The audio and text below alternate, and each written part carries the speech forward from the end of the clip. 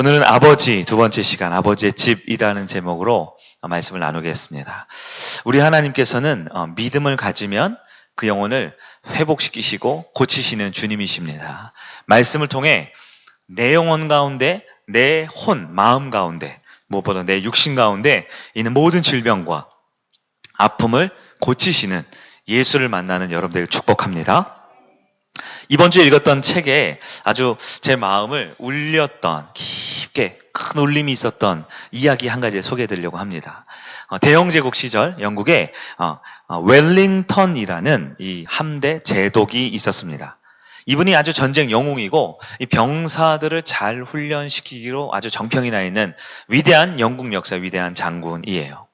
그런데 그가 돌보고 있는 병사 중에 구제불능 병사가 한 명 있었대요. 아무리 다 이르고 가르치고 훈련시켜도 늘 사고를 치고 늘 돌발 행동을 하는 그런 좋지 못한 태도와 삶을 사는 병사였습니다. 결국 이 병사가 군대 내에 큰 사고를 쳤어요.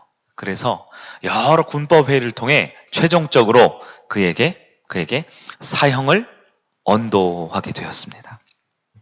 이 웰링턴 제독이 사형 당일날 그 병사를 앞에 두고 마지막으로 이렇게 이야기를 합니다.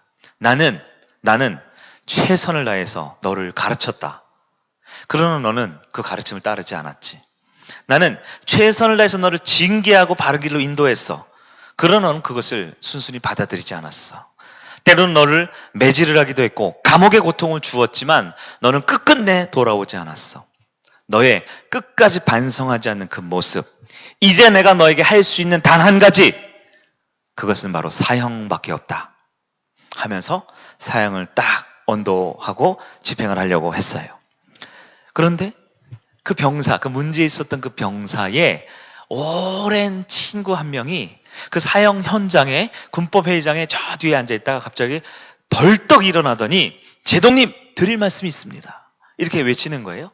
이 군 사회는 굉장히 위계 질서가 있잖아요.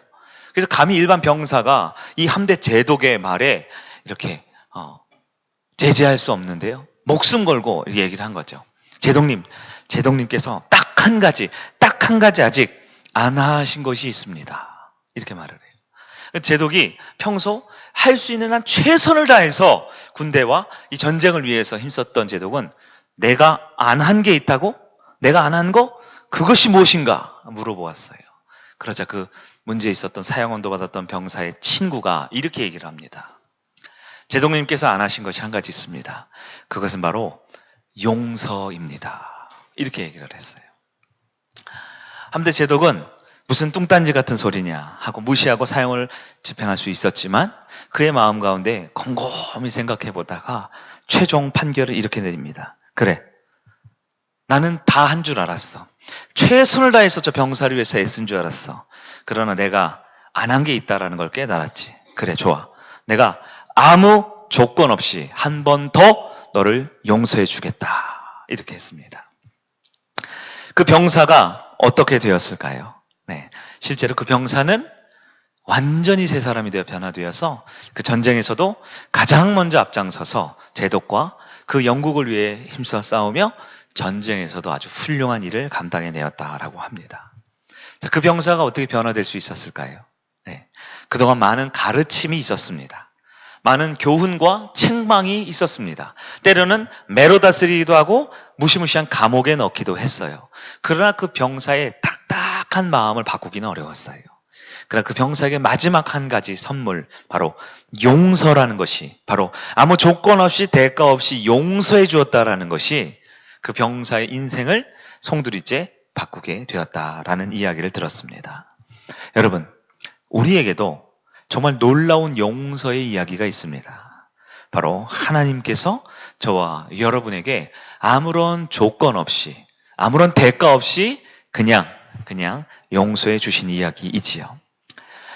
잃어버려진 상태였던 저와 여러분을 향해 진정한 형 되신 예수님을 이 땅에 보내주셔서 저와 여러분을 아버지의 집으로 다시 초청해 주셨습니다. 아버지의 집에 은혜의 자리에 다시 올 수 있도록 만들어 주신 것이지요. 이 밤에 우리가 말씀 듣고 기도하고 예배드리지만 또 어떤 한 영혼을 위해 간절히 기도하는 시간도 있겠지만 무엇보다 바로 그 잔치에 하나님 아버지의 은혜의 자리에 참여할 수 있는 나의 모습, 나의 삶 가운데 아버지의 집에 들어온 내 모습 가운데 주님께 한 번 더 감사하며 예배할 수 있는 여러분 되기를 축원합니다. 하지만 아직 아버지의 집에 들어오지 못한 사람들이 있습니다. 우리 주변에 그 아버지의 집 안에 들어오지 못한 사람들이 있어요. 첫째 아들과 같은 사람들이 있을까요? 나는 이 정도면 충분하지, 이 정도면 괜찮아 라고 생각하지만 실제로 그 아버지의 집에 들어오지 못하고 집안 주변만 서성이는 첫째 아들과 같은 그런 분들이 저와 여러분 곁에 얼마든지 있을 수 있어요. 둘째 아들은 어떤가요? 아직 내가 뭐가 잘못했는지 무슨 문제인지 모르고 그저 아버지의 집을 멀리 떠나 있는 누군가도 저와 여러분 곁에 있을 수 있습니다. 어쩌면 우리가 인생을 살아가고 신앙생활을 하는 것은 결국 그 아버지의 집으로 돌아오는 그 귀향의 길, 귀향의 여정의 길이 아닌가 생각이 들어요. 우리는 믿음 생활하면서 꼭 두 가지가 있어야 돼요. 첫째는 아버지의 집에 다시 돌아와야 합니다. 두 번째로는 그 아버지의 집에서 서성이는 것이 아니라 잔치에 참여할 수 있어야 합니다. 오늘은 먼저 아버지의 집에 과연 누가, 언제, 어떻게 돌아와야 할 것인가에 대해서 잠깐 말씀을 살펴보기를 원합니다. 첫 번째로 오늘 본문 가운데 우리가 이 누가복음 15장의 이야기를 통해서 원래 우리의 집이 어딘지, 아버지의 집을 향한 인간의 그 모두가 가지고 있는 이 그리움, 이 본성에 대한 부분을 우리는 점검해 볼 필요가 있습니다. 자, 누가복음 15장에는 두 아들의 이야기를 통해 우리는 첫 번째, 이 시리즈 설교의 초반부에 있었던 얘기예요. 두 잃어버린 아들의 이야기라고 했습니다. 첫째도 잃어버린 상태고 둘째도 잃어버린 상태였어요. 둘 다 잘못되어 있습니다. 끝에 있지요. 이 둘에게는 복음이 필요합니다. 뭔가 열심히 해서, 뭔가 회개를 해서, 뭔가 하나님 앞에 증명해 내서 구원하는 자녀가 사는 게 아니라 아무런 조건 없이, 아무런 대가 없이 용서함 받은, 즉 용납되어 받아들여졌음을 깨달을 때 우리는 적극적으로 주님 앞에 회개와 순종의 삶을 살게 되는 것이죠. 두 번째로 우리가 알 수 있는 것은 두 아들의 잔치에 참여시키는 것은 결국 둘째 아들의 용기도 첫째 아들의 변화도 아닌 아버지가 먼저 다가갔기 때문에 이루어졌다라고 살펴보았어요. 둘째가 집 앞에 서성이긴 했지만 결국 뛰어간 것은 아버지였습니다. 첫째가 늘 들락날락거리는 그 집안 문턱에 서 있었지만 결국 다시 나가서 그 첫째에게 손 내민 것은 아버지였다라는 거예요.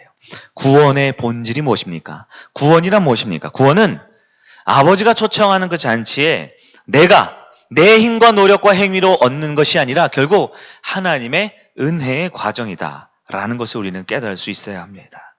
우리가 오늘은 그 두 가지 이야기에 덧붙여 세 번째로 살펴보고 싶은 것은 이 누가복음 15장의 이야기는 단지 예수님의 비유의 설교 한 편이 아니라 창세기부터 요한계시록까지 모든 성경 전체의 가장 핵심 주제와도 연결된 말씀이라는 걸 볼 수 있어요. 뭐냐?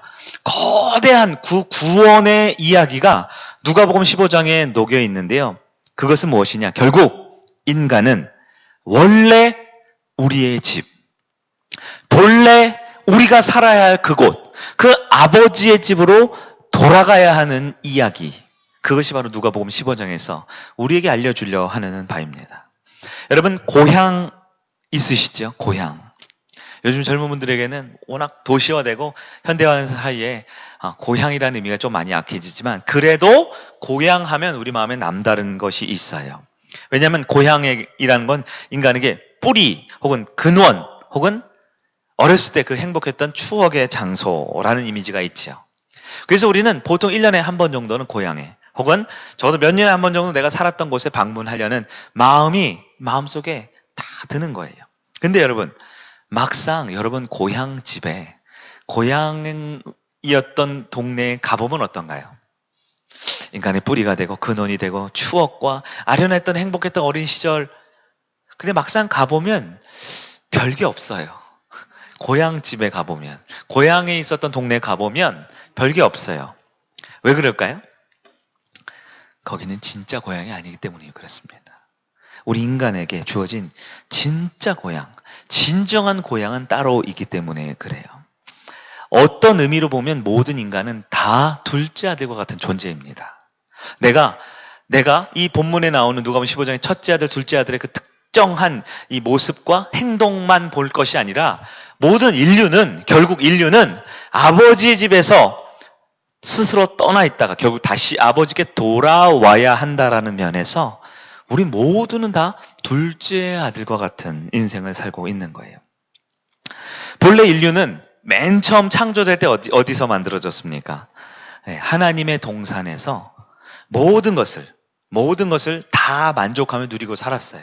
여러분, 고향 혹은 집, 고향집 할 때 이 집이라는 의미가 사람에게 굉장히 편안한 느낌을 주는 경우가 많아요. 워낙 집에서 어려움이 있고 싸움이 있고 갈등이 있으면 아유, 그놈의 집이 아니죠. 집구석이죠. 집구석에 들어가야 되니. 하지만 집이라는 단어는 우리에게 안정감을 주고요. 쉴 만한 안식처이기도 하고요. 우리의 영원한 평안의 장소를 제공해 준다라는 의미에서 집이라는 것은 모두가 갖기를 원하고 그 집을 다 안전하고 편안하게 만들려는 욕구가 있어요.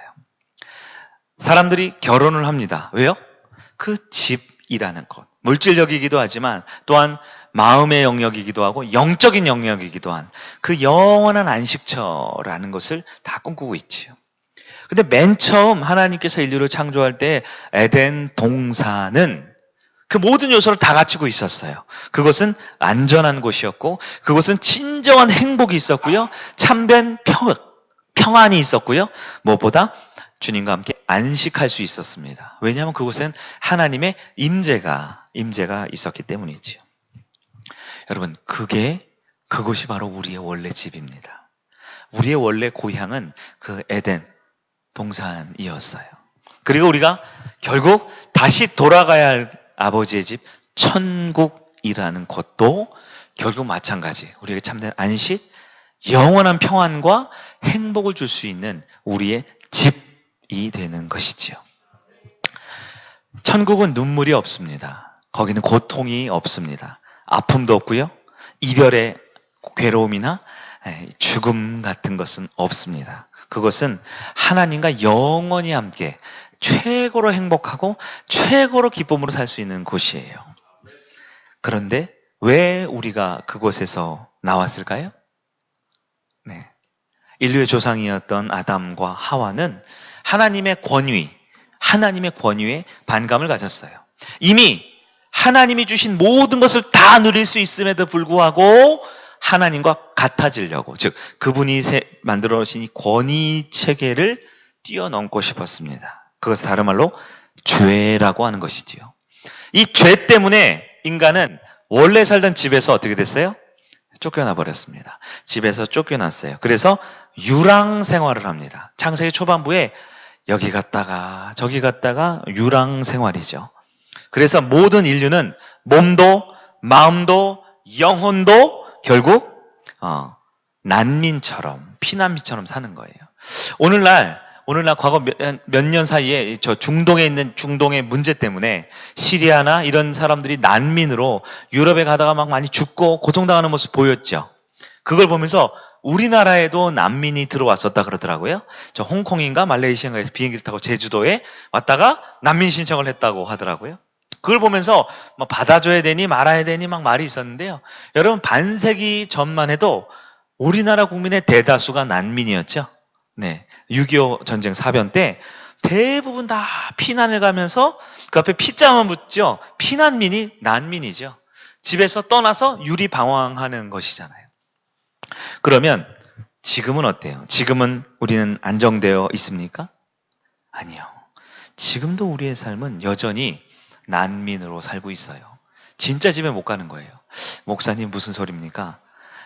우리도 집이 있어요. 우리도 국가라는 것이 있잖아요. 우리도 이 사회 질서와 법이 있기 때문에 우린 더 이상 방황할 필요가 없습니다. 라고 할지 모르겠어요. 어떤 분들은 누가복음 15장의 둘째 아들처럼 먼 나라에 갔지만 거기서 최선을 다해서 일하고 최선을 다해서 사람을 만나고 최선을 다해서 성공과 행복을 위해 추구하며 살았을지 몰라요.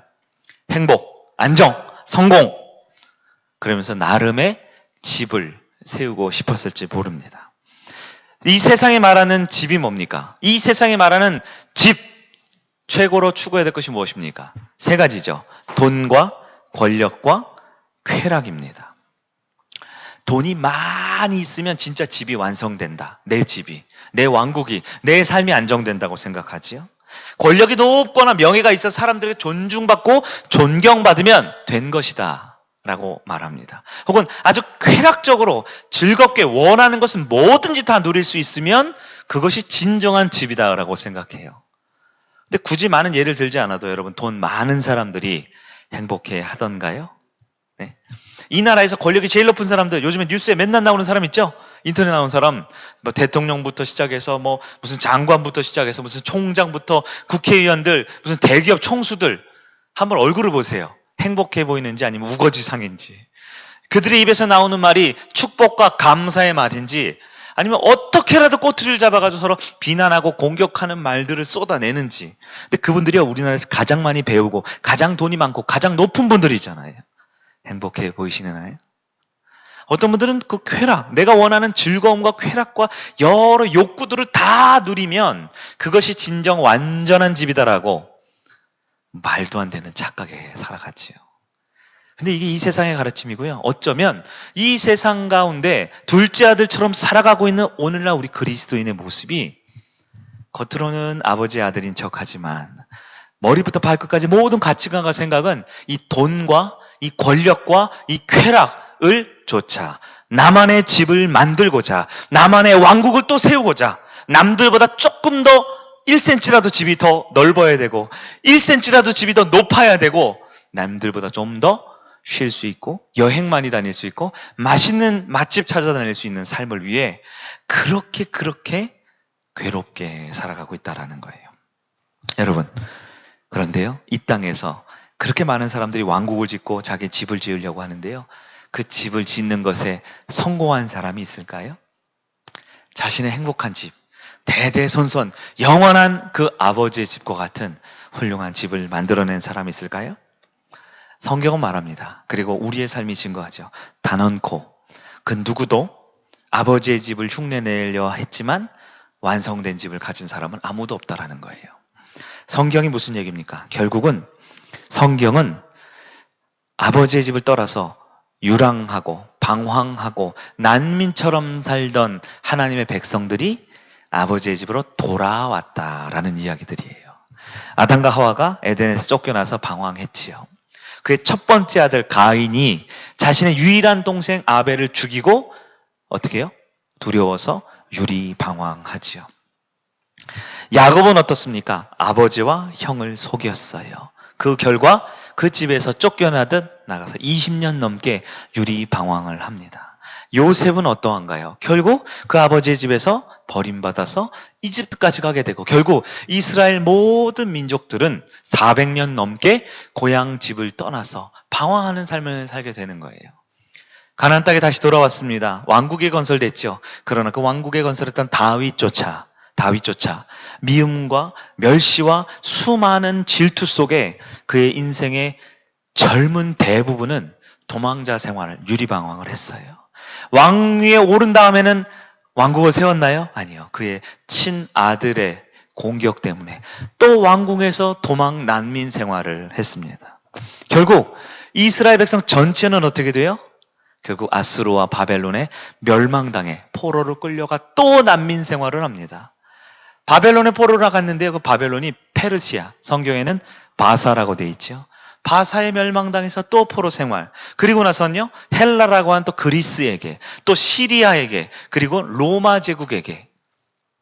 지금은 어떤가요? 지금은 내 나라, 내 집이 있나요? 여전히 세상에서 말하는 수많은 영적 로마 시대, 영적 헬라 시대, 돈이 최고야, 권력이 최고야, 쾌락이 있으면 돼 라고 하는 이 세상의 수많은 공격 앞에 우리는 집을 얻지 못하고 이리저리 방황을 삽니다.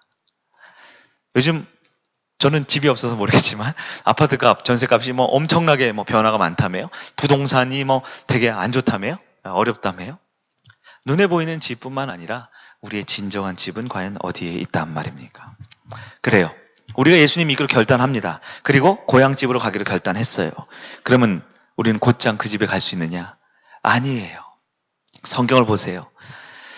인류는 방랑생활, 유랑생활, 난민생활을 하면서 결국 아버지의 집으로 가려고 믿음을 붙들고 어떻게든 돌아가려고 하는데요.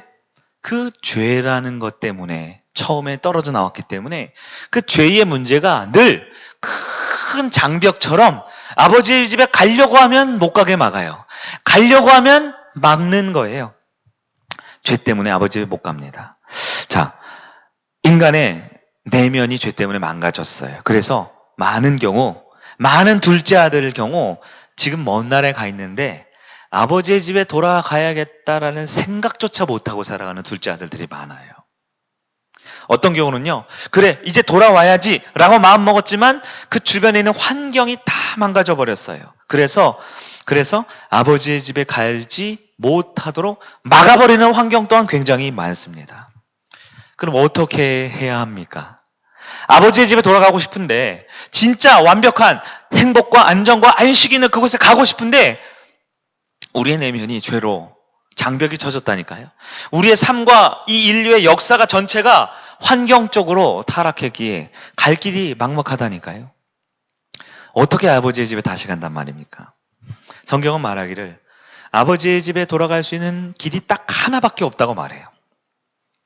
난민으로 유리방황하며 살던 우리 인류에게 아버지의 원래 우리의 고향집, 우리가 살 수 있는 그 집에 갈 수 있는 길이 딱 하나밖에 없대요. 무엇입니까?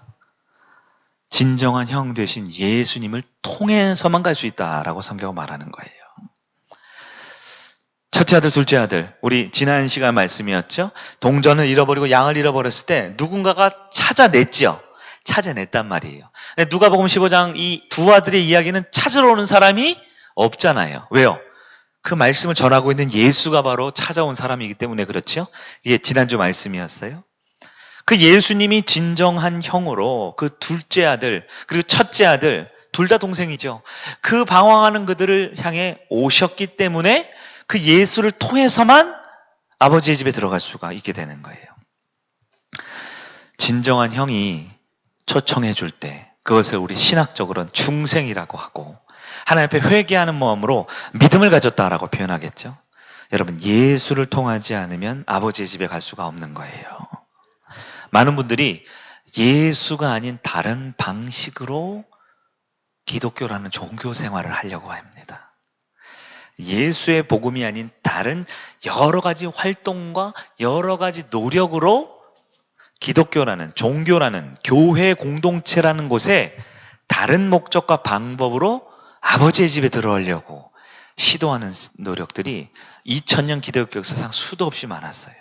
그러나 성경은 분명히 말해요. 예수님, 즉 진정한 구원자 되신 형님, 예수를 통하지 않고는 그 집에 들어올 수가 없다라는 것을요. 몇 주 전 우리 리더십을 다시 세우라는 말씀을 통해 리더가 무엇인지 말씀을 나눴어요. 리더는 두 가지를 알아야 된다 그랬어요. 첫째, 어디로 가야 될지 바른 길을 알아야 된다 그랬죠. 둘째, 그 길에 혼자만 가면 안 되잖아요. 혼자 가면 그냥 혼자 산책하는 거잖아요. 누군가를 데리고 갈 수 있어야 리더라 그랬잖아요. 진정한 리더는 예수님밖에 없습니다. 왜냐하면 예수님은 아버지의 집에 갈 수 있는 유일한 길을 보여주셨고 그 유일한 길에 갈 수 있도록 사람들을 인도할 수 있는 유일한 분이거든요. 여러분, 예수님이 이 땅에 오신 이유가 무엇입니까? 인류를 무엇하기 위해 오셨어요? 구원하기 위해 오셨죠. 그 구원이 뭡니까? 결국 구원이란 인간이 고향집에 돌아가는 것입니다. 아버지의 집에 돌아가는 것이에요. 천국으로 돌아가는 것입니다. 여러분, 오늘 말씀에 이 누가복음 15장이 결국 두 아들도 그 천국의 잔치를 여는 하나님도 이 모든 문제를 해결하기 위한 가장 중요한 키워드, 핵심은 형님 되시는 진정한 형 대신 예수 그리스도로 통하지 않고는 아무 일도 일어나지 않다라는 것을 우리 알아야 돼요. 하나님이 천국 잔치를 열었지만 예수님이 그 길을 열어주지 않으면 우리는 문 앞에만 서성대다가 나만 못 들어가는 게 아니라 많은 사람들을 들어오지 못하게 막는 역할만 한다. 예수님이 그러셨잖아요. 교회 안에 그렇게 오랫동안 많은 신앙의 모습들이 있지만 결국 예수를 통하지 않았기 때문에 나도 못 들어가고 많은 다음 세대와 많은 믿음의 후계들을 그 집에 못 들어가게 내가 막고 있는 것 아닙니까? 자, 아버지의 집으로 들어가야 합니다. 어떻게 해요? 누가복음 15장 이 이야기의 결론이 뭐라고 납니까? 아버지의 집에 다 도착했어요. 둘째 아들도 집에 도착했죠? 첫째 아들도 그 집 앞에 와 있죠? 그리고 최종적으로 되는 것은 잔치가 열립니다. 그 잔치가 바로 천국이에요. 잔치에 들어가야만 진정한 구원이 있는 거예요. 모든 인류는 마지막에 다 아버지의 집 앞에 서게 되는 것 여러분 아세요? 모든 인류는 예외 없이 다 아버지의 집 앞에 서게 되어 있어요. 왜? 원래 거기가 우리 집이니까요. 내가 지음받았고 내가 처음 태어난 곳이 아버지의 집이거든요. 내 고향. 모든 인류는 다 아버지의 집 앞에 모입니다. 그런데요, 그 중에 예수님을 통한 사람만이 그 집의 잔치에 들어가게 돼요. 집 앞에 모였으나 예수님을 통하지 않으면 집 앞에 있다가 결국 지옥이라는 영원한 형벌을 받게 되는 것이지요. 여러분, 예수를 통하면요, 아버지의 집에 들어가고 천국 잔치에 참여하게 됩니다. 그러나 예수를 통하지 않고는요, 아버지의 집 앞에 가는 것처럼 보이지만 천국 잔치에 들어가지 못하는 것이지요. 여러분, 아버지에겐 두 아들이 있어요. 둘째는 멀리 떠나 있는 아들. 첫째는 아버지 곁에 있지만 교만해서 집 앞에만 있을 뿐 잔치에 들어오지 않는 아들. 진정한 형님 되시는 예수님을 통해서만 우리는 들어갈 수 있습니다. 그 예수님이 찾아낸 사람들이 있어요. 둘째 아들이든 첫째 아들이든 예수님이 찾아낸 사람들이 있어요. 그게 바로 이 자리엔 저와 여러분이 될 줄 믿습니다. 여기에 있는 분들은 예수님이 찾았어요. 그래서 말씀의 자리, 기도의 자리, 주님의 은혜의 잔치에 들어오게 하셨어요. 근데 혹시 아직 이 잔치에 들어올 생각도 안 하고 있는 둘째 아들이 또 누군가 있습니까?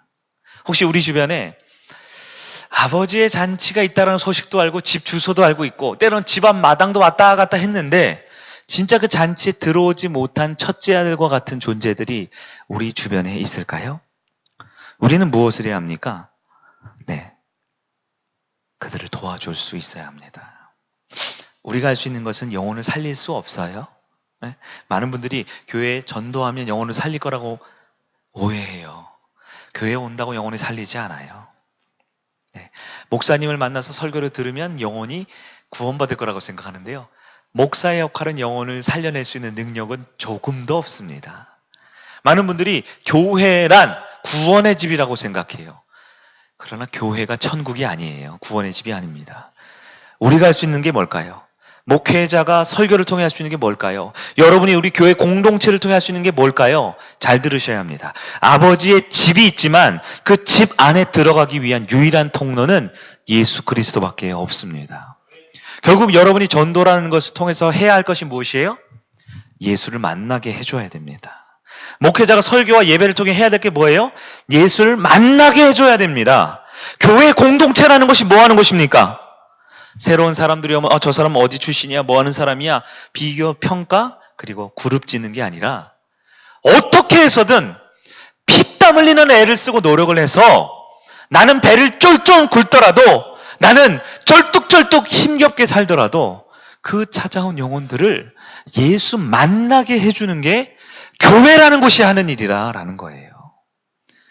우리는 진정한 큰아들 되시는 예수님을 만나야 하고요. 많은 사람들이 만날 수 있게 도와줘야 합니다. 말씀을 정리해 보도록 합니다. 여러분, 예수님을 통하지 않으면 아버지의 집 문지방까지 밟다가도 돌아갈 수 있어요. 예수님을 통하지 않으면 아버지의 집을 여리고성처럼 수십 번, 수백 번 돌아도 결국 잠은 들판에 가서 자야 될 수도 있어요. 여러분, 여러분의 가족들, 여러분의 사랑하는 친구들, 여러분의 이웃들, 나만 예수님을 바라보는 인생이 아니라 그들도 예수님을 만나고 바라볼 수 있도록 여러분은 도움을 주는 역할을 할 수 있어야 합니다. 이번 주일이 추수감사주일이죠. 추수감사주일. 많은 분들이 감사에 포커스를 맞춰요. 감사 중요하죠? 근데 뭘 감사합니까? 추수한 것이 있어야 감사하지요. 추수할 것을 기대하며 감사하지요. 여러분, 추수감사 주일에는 물론 여러분에게 많은 물질을 허락하신 것에서 감사할 수 있어야 합니다. 여러분에게 코로나 걸리지 않고 건강 지켜주신 것도 감사할 수 있어야 돼요. 여러분의 가족, 그리고 이미 주신 것들 감사할 수 있어야 합니다.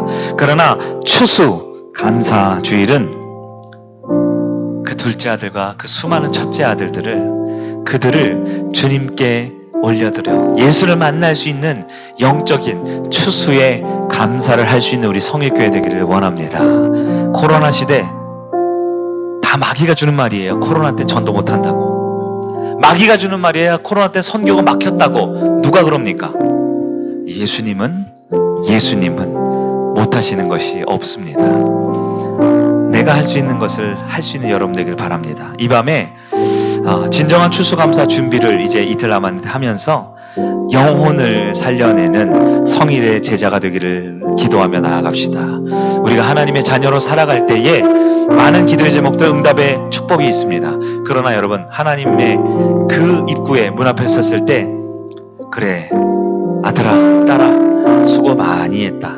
이제 영원한 내 집에 들어오자꾸나. 너는 어떤 추수를 어떤 열매를 맺었니? 물어볼 때 여러분 주님 앞에 그 한 영혼의 이름을 여러분이 예수님 만나게 중매했던 소개팅 연결해줬던 그 한 사람의 이름을 자신 있게 말할 수 있겠습니까? 그 한 영혼을 두고 그게 우리 가족일 수도 있고요. 우리 오랜 친구일 수도 있고요. 또 잃은 양이라고 하는 지금은 떠나 있는 그 영혼일 수도 있어요. 이 시간 꼭 마음에 한 명씩 이상 마음에 한번 생각해 봅시다. 그리고 결국 교회가 하는 것은 예수님이 누가복음 15장 중에서 하고 싶은 말은 예수를 만날 수 있도록 우리가 할 수 있는 바로 그것을 하라고 하는 것이. 할 수 없는 것은 하지 마세요. 우리는 사람을 못 살립니다. 우리는 구원을 못 시킵니다. 우리는 변화 못 시켜요. 그러나 예수님은 하실 수 있습니다. 그 예수님을 소개하고 그 예수님께 초청하고 그 예수님을 만날 수 있도록 해줄 수 있는 저와 여러분 믿음의 자녀들 되기를 예수님의 이름으로 축원합니다.